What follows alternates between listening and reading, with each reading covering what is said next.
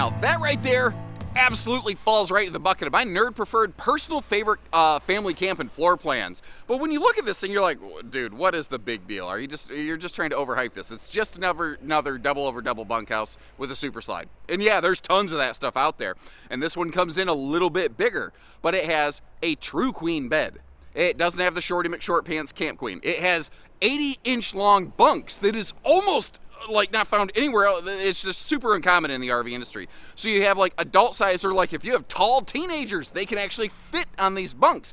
It has an awesome entertainment center. It has really good storage. It has fantastic traveling access. It has a direct entry door straight into the bathroom, which is a feature that's really phased out a lot of the RV industry a lot. And if you've never had one, I know it looks weird, but just being able to send the kids directly in and out without tracking dirt through the RV is awesome. And on that note, it's got carpetless slide outs, it's got a taller ceiling, it's got heavier bunk ratings, it's got double the warranty of basically anything else in this class, Goodyear tires, good patio awning space, little miniature camp kitchenette outside, but it checks the boxes, it gets the job done. Heaviest roof load rating out there available in this class. You know, plywood roof and flooring, not OSB, just, it's a bunch of little things they're doing different that just off camera, I don't know that you're going to see them. But the more you dive into this, the more you peel back the layers of this onion, the more you see why this one kind of gets my goat.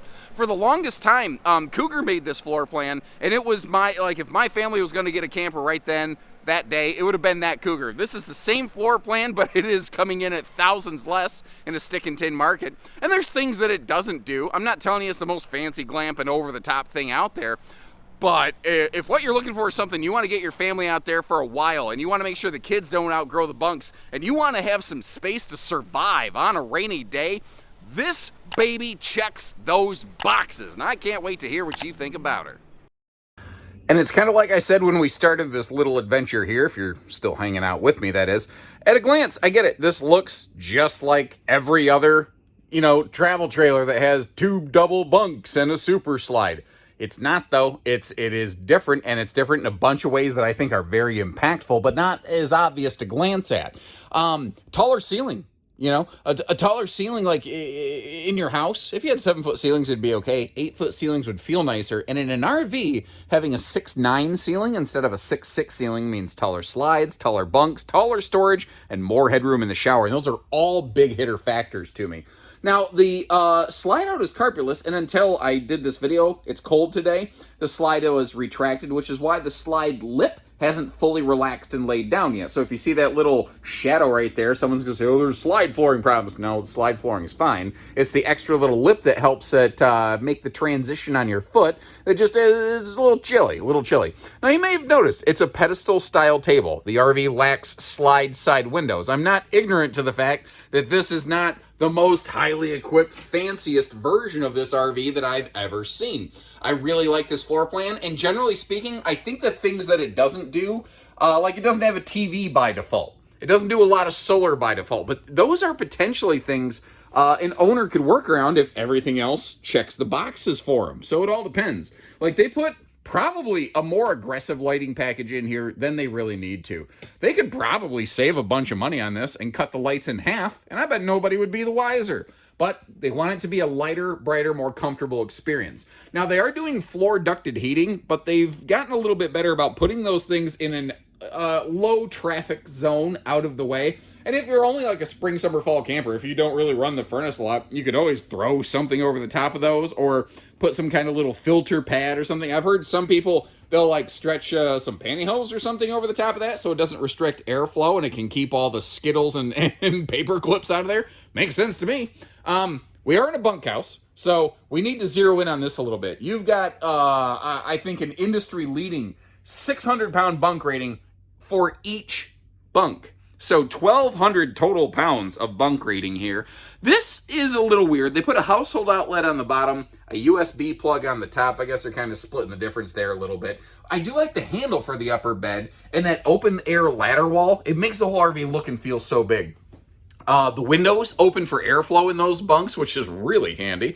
And you've got separate bunk curtains, which, talk to anyone who's had an RV with one curtain for both beds, and they're going to tell you it's like the kids are constantly fighting over it and like ripping the thing out of the ceiling, and that sucks. where this one's really sweet though. By default, this would have a jackknife sofa with some storage below it. You can get a trifold sleeper for maximum storage. What we're looking at here today is the comfy plush population controlling theater seat. And my name for that comes from Mr. Richard Vale, because it has a hard set armrest between you and your, your partner there, which helps prevent the population from exploding any further.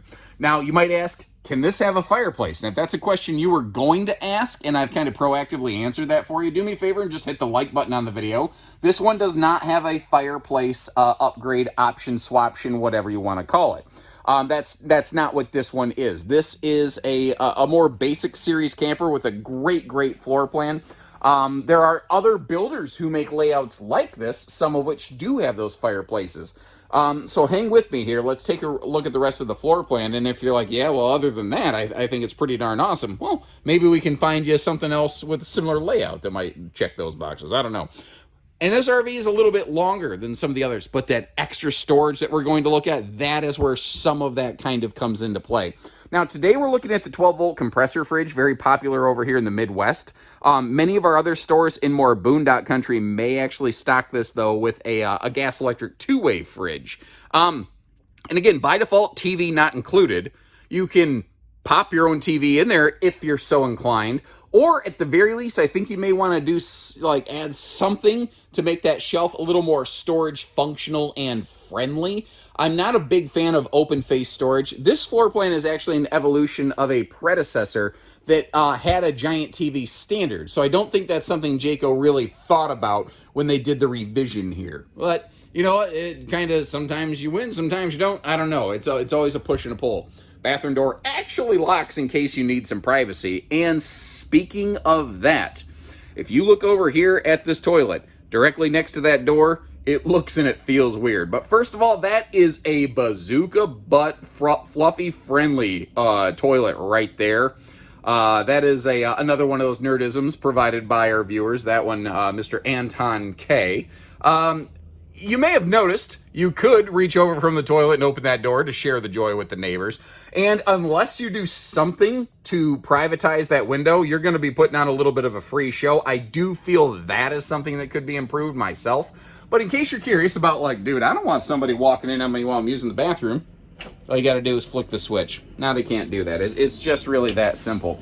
Now, if I back up a little bit here, not only did you have awesome room around that toilet, that shower is huge. This is, I think, maybe the biggest shower pan I've ever seen laid out in a travel trailer.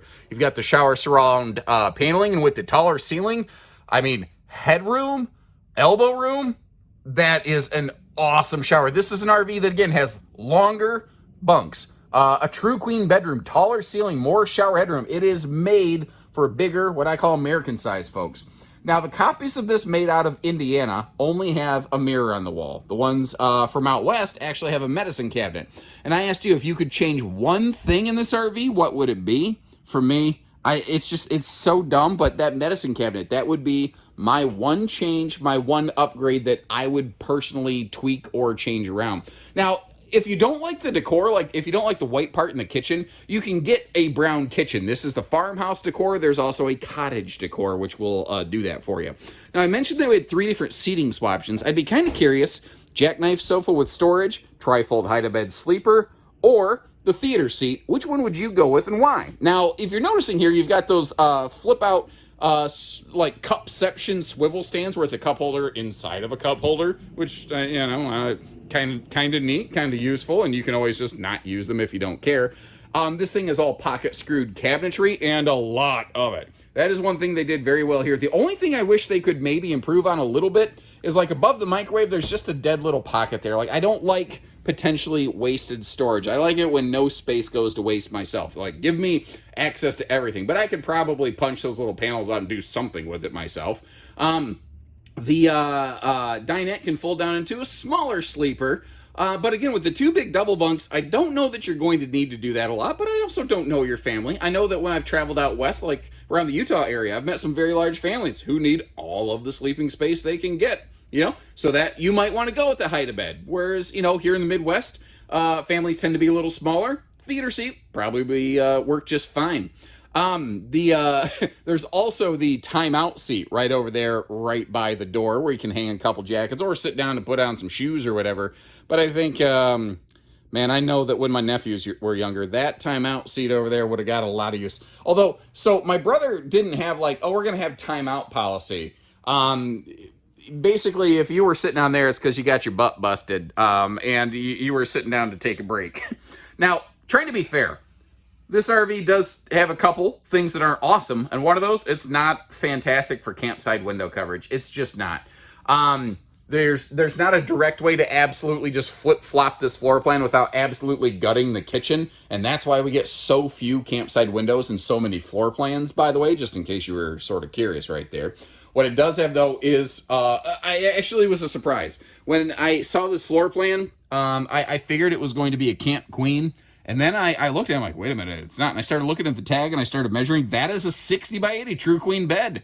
That was a very nice surprise. Now, the rest of the bedroom is pretty simple and straightforward. Like, you have a couple power outlets on both sides of the bed. You've got, your normal hanging kind of wardrobe tower storage here. You've got an open shelf above, which I've been told some wicker baskets work really well up there, because one of the things that's less obvious is there is a lip right there. It's just shy of 1 inch deep to help keep stuff from falling out. Again, I do prefer enclosed storage, but it is what it is.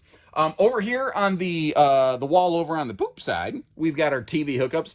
And this shows you where, if you want to add a solar charge controller, that's where the wiring comes down from the roof, and then you need to finish running the wiring to the batteries. If you get the solar package from the factory, that's where the controller is going to be, and they go ahead and finish running the wiring for you. Another thing that isn't well documented on these, they have an exceptionally basic level of, but they do have a level of inverter prep. There's actually just a white hunk of wire hanging down in the pass-through compartment just below that side stand that you can splice into and add an inverter. I think it's like 3 outlets in the RV would be wired to that, but by default, it's just sort of bypassed. Oh, here's another thing. The converter panel's over here, where it cannot be blocked by a slide out. There are some RVs where when the slide's closed, if you blow a fuse, you can't get to the converter to change the fuse to open the slide, which is a problem. And it's up here in your bedroom. It's away from the kids, so it's very unlikely that they'll ever be messing with that and touching that right there. So just kind of a handy thing to keep in mind. Now, for some clarity, I referred to these things as hanging wardrobe towers. That's not untrue, but it's not exactly true. So take a look in here. The one over here on the campsite of the RV, that one is a dresser, basically. It's only the one over on the driver's side of the RV that is actually a hanging storage area. So that is another thing in this RV. It doesn't have a lot of hanging storage. But in a family class camper like this, I've been told it's very common for a lot of people, like, I need folding clothes, I don't need hanging clothes. But everybody camps a little bit differently. So I just like to point that out. I like to take the extra time to open everything up and show you that. I hope that's a little bit beneficial for you. Something else I like to take the extra time to show is the slide out closed on these. And I know this RV, it measures up, with the tail of the tape a little bit bigger than a lot of other one-slide bunkhouses out there. But that extra length allowed them to get some things out of the way so they're not fighting for space. And one of the benefits of that is not only just more living space and more storage, but fantastic Cracker Barrel accessible travel access, where from the front door to the back door to the bedroom to the bunks, from the windows to the walls, you can walk through this thing. Like, even the bunk ladder is still available. Nothing overlaps. Everything is totally functional. And one of the other things to consider is our front door has those stable steps, but sometimes, depending on how you're parked in, you can't always use those. But this bathroom door just has traditional fold-out steps. And if you can get from the front to the back from either door, then you can always get in this camper. Now, I like to talk towing on these things because not everybody, is a tow expert and has a degree from the tow police. I won't claim to get it right all the time. But this one's right on that cusp where you're going to get a couple different schools of thought. When you start seeing like 6,600 pounds dry weight, you start thinking, ooh, my half-ton could handle this. Well, maybe. The gross vehicle weight on this with max cargo isn't really out of control. It's the fact that this thing is over 34 foot long. tip to tail, tongue to bumper. I don't know what tick to tail means. That would be a very short measurement. I think you get the idea there. But obviously, I don't edit my videos very much. It's a long RV. You know, it's the size of a 2-slide RV, but, you know, that extra space is what allowed for that better travel access, the cool storage, the great entertainment center. All of that stuff required some extra stretch amount length on it. So if you're going to go short distances and you have a capable half-ton and you're going over relatively flat land, this one might work with a half-ton. But if you're going to go long distances, if you're going to go across windy areas, if you're going to go up and down serious elevation changes, your half-ton ain't going to like you and you ain't going to like the experience. You're going to want to go 3/4. So if that towing advisory kind of helps provide some insights for you, hit the little like button on the video or something. I don't know. Anyway, I'm actually going to mosey my way back up here to the front. Now you can see power tongue jack on the front, just a nice standard thing. The keys on this, like you have a key-like system, so it's the Lord of the Rings one key to rule them all. The key that operates that baggage door operates the main doors. You've got sealed protected hinges in this class. You don't tend to find a lot of that. Magnet holdbacks, and we are prepped and ready for not just backup cameras, but a full observation suite. So if you want side view cameras, you can get that as well. Now down below here, one of the things that I don't really have a good way of displaying on camera is they're not using the same scissor stabilizer jacks as most other brands. They're not exclusive using their, it's called the rock solid, stabilizer basically. But if you're familiar from my previous videos of like the Wildwoods, how they had the JT strong arm braces on them, basically these jacks have those integrated into them and they're just sturdier. They secure better against the ground and they take more of that wiggle jiggle out of the equation. Now, when you look at that at first, you're like, why didn't they make that awning longer? And then you just realize, once again, the RV is fairly long and that has a really good sized patio awning on it. The thing I personally feel they put the awning in the right spot. Like somebody might say, why didn't they encompass both doors with the awning? I feel like this is the right way to do it, but I'm open to input and insights. Leave a comment if, tell me how you feel, but it means the entry door is more in the middle of the awning, which means you're not getting spritzed in the face from rain, and it prevents the entry door from accidentally getting left open behind the awning arm flange. And if you close it, if that door's open too far, or if the kids boot kick the door open too hard, you could actually break your awning arm. So this prevents all that from happening. I think it's a good thing. Tinted windows all the way around. We already kind of talked about, you've got stable steps up front, traditional steps in the back. Under the awning, you also have some outside entertainment here. If you notice, that's a little removable TV bracket. Now, this one's a little bit weird, and it's just due to the fact that the way the floor plan laid out, they had to put the freshwater fill over here on the camp side of the RV, which is a little bit less common. I feel like you can kind of work around that, but it is what it is. Not everyone's favorite. Goodyear Endurance radials standard. J-Flight was the first in the stick and tin class to standardize that, and most still have not because they cost a couple bucks more. They're American sourced, and they are 87 miles an hour rated, but please don't be towing that fast. And I don't know that I'm going to call this a full camp kitchen, but it does, over a space, kind of check all those boxes. Even out here, we've got full plywood boxed extension drawers, just like you saw in the kitchen. The fridge outside is 110 only, so that requires park power or a generator. Like it doesn't run off battery, solar power, anything like that. And you don't have a sink, but you got the little sprayer port, and the sprayer port right over there goes directly to what I think I'm going to start referring to as door number 2. Which is kind of my new name for a direct entry bathroom door for a number of reasons. It just makes me smile. But if you've never had an RV, this looks weird. I get it. It seems really, really odd. Talk to people who have actually camped, though, especially with kids. And having a direct door straight into the bathroom cuts down on so much dirty foot traffic. It is also very, very handy, again, if you're in storage mode and trying to access the RV, or if you're in emergency roadside potty mode, because the sign said, next rest stop 100 miles, and the kids said they didn't have to potty, but guess what? Guess what, Carol Baskin? The moment you pass a rest stop, The kids have to use the bathroom. There's just no way around that. Now, since this has some sort of camp kitchen, whether we want to say it's a true camp kitchen or not, doesn't matter. It comes with the bumper-mounted griddle that you see back here, and it is dangerously close to being a propanist. That's when the gas comes out the backside, but technically that is angled sideways. That is technically a propane cooker hooker, so kind of keep that in mind. Now, if you look at the taillights of this, you see the extra little elements in the taillights here. That's reverse travel lighting. Normally, all of these would have J Smart lighting, the signals markers, the return, basically turn signal safety lighting. Due to a weird supply shortage, some J flights, whenever they can, are built with it, and some are not. There's no real easy way to discern which is which. By the way, black tank flush. Full hot cold outside utility shower. Super boring features to talk about. But those are the kind of things a lot of stick and tin glass campers just don't have at all. So the fact that these are here, I think, is really, really cool. Now, that is a plywood decked roof. It has the heaviest roof load rating of anything in this class. And you'll see a roof solar prep plug. Nothing else to really show you up there today because this one's not outfitted with that factory solar package. They've also standardized the water heater, but look at the location of this. Right next to the bathroom. A lot of people will agree that is generally going to be the best location for a water heater on an RV. It does occupy some potential under bunk storage space, but I think if you look at this, especially like if you get a big old tote, you could slide that tote around the corner and pull it out where you need it. What I look at when I look under this bunk is this is where I would put all the kids' stuff, all their yard toys and all that kind of thing, or like life jackets if you're going out on the lake. Huge chunk of just awesome space right there. And I mean, look at this. You can fit like 4 or 5 bodies back here.